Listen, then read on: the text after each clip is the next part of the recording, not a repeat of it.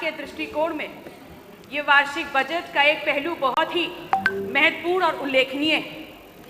पिछले वित्तीय वर्ष और पिछले वित्तीय वर्ष के बजट की तुलना में 12 से 13% इस बजट का बड़ा आकार होना। हालांकि ये बात अलग है कि पिछले वित्तीय वर्ष में विभिन्न विभागों को जो बजट का आवंटन किया गया वो अधिकांश विभागों में मोर देन 50% अप्रयुक्त और व्यर्थ पड़ा हुआ है। माननीय अधिष्ठाता महोदय, सच्चाई यह है कि एक बजट में विकास की दिशा के साथ सामाजिक न्याय का संतुलन होना एक महती जरूरत है, और खासकर जब लक्ष्य तेज रफ्तार से विकास और बड़े पैमाने पर रोजगार हो तो ये नितांत आवश्यक हो जाता है कि थोड़ी देर थम करके नियंत्रण के साथ विवेकपूर्ण तरीके से राजकोषीय जो आपकी संपदा है, खजाना है, उसके विस्तार के लिए गुंजाइश रखी जाए। और खासकर तब जब खर्चा गुणवत्ता वाली पूंजी निर्माण के नाम पर हो रहा, यह स्थिरता के लिए अनिवार्यता है। और माननीय अध्यक्ष जी, जब निर्माण की बात आई है तो सबसे पहले ये जरूरी हो जाता है कि हम श्रम शक्ति को सुगम बनाएं, सकुशल बनाएं, सुदृढ़ बनाएं, और इसके लिए निवेश होना बहुत नितांत आवश्यक है। लेकिन ये बजट जो आया है इसमें केंद्रित विकास और बड़े बड़े निवेशों के बीच में कहीं ना कहीं जो मूलभूत समस्याएं थी उनको प्राथमिकता नहीं मिल पाई। इसी सदन में अपराध के खिलाफ अपनी जीरो टॉलरेंस की नीति का बखान करते हुए इसी नीति को अगर विदेशी पूंजी निवेश का आधार बताया जाएगा तो माननीय अध्यक्ष जी, ये कैसा सुधार है और कितना सही है ये। क्योंकि सुधार तो वो होगा जब रेवड़ी वालों को, जब खोमचे वालों को, जब पंचर बनाने वालों की आय बढ़ेगी और उनकी गुल्लक में 4 पैसे जमा होंगे। और आज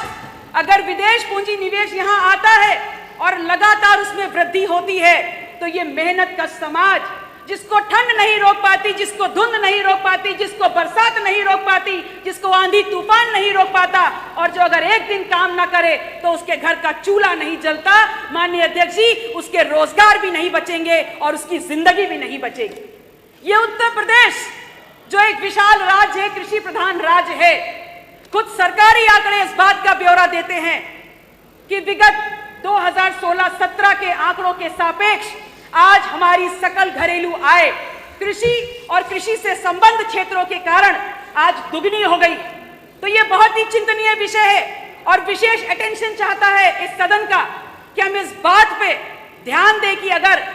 किसी क्षेत्र की वजह से हमारे प्रदेश की सकल घरेलू आय में दुगने का इजाफा हो रहा है तो उस क्षेत्र में जुड़े हुए किसान मजदूर, बटाईदार, अप्रत्यक्ष प्रत्यक्ष रूप से जुड़े हुए लोगों की आमदनी में कितना इजाफा हुआ है। ये मैं नहीं कह रही, आपके सरकारी आंकड़े कह रहे हैं कि दुगनी सकल घरेलू आय देने वाले इस कृषि प्रधान राज्य में महज 18% का बदलाव आया है। माननीय अध्यक्ष जी, इसलिए मेरा ये बहुत स्पष्ट मानना है और स्पष्ट कहना है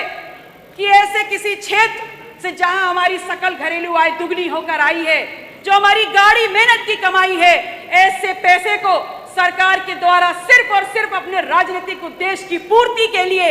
अहिल्याबाई होलकर जैसे महापुरुषों की मूर्ति तोड़कर मंदिर कॉरिडोर बनाने के नाम पर, अट्टालिकाओं को बनाने के नाम पर, या डॉक्टर सोनेलाल पटेल के समर्थन के वोट को इकट्ठा करने के नाम पर उनके नाम की शिला पट्टिका चिपका करके नहीं करना चाहिए, बल्कि इस निवेश को निकाल करके कृषि और कृषि प्रधान जो उससे जुड़े हुए लोग हैं उनके जीवन की वृद्धि में लगाना चाहिए, बहुसंख्यक आबादी के उत्थान में लगाना चाहिए। मैं इस सदन के माध्यम से पुरजोरी से इस बात का समर्थन करते हुए सरकार से ये मांग रखती हूं कि अगर वाकई में आप कृषि और कृषि से जुड़े हुए लोगों का उत्थान चाहते हैं तो आपको त्वरित एक फैसला लेते हुए कृषि को उद्योग का दर्जा देते हुए राष्ट्रीय नहीं तो राज्य स्तर पर कृषि आयोग का गठन करते हुए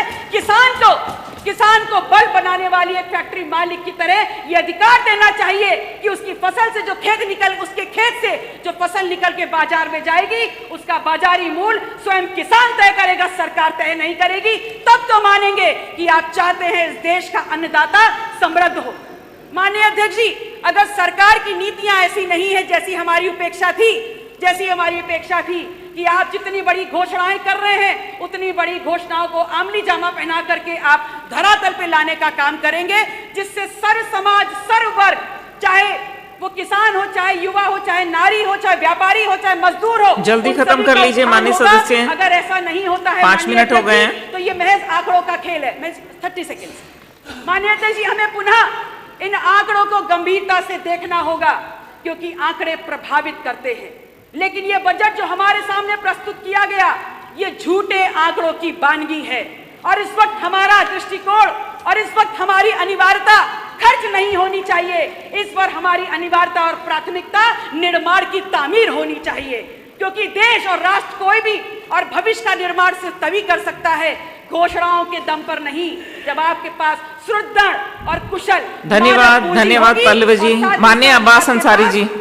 आपके पास नवाचार की थैंक यू नीति होगी। माननीय अध्यक्ष जी, आपका पुनः बहुत बहुत आभार, धन्यवाद।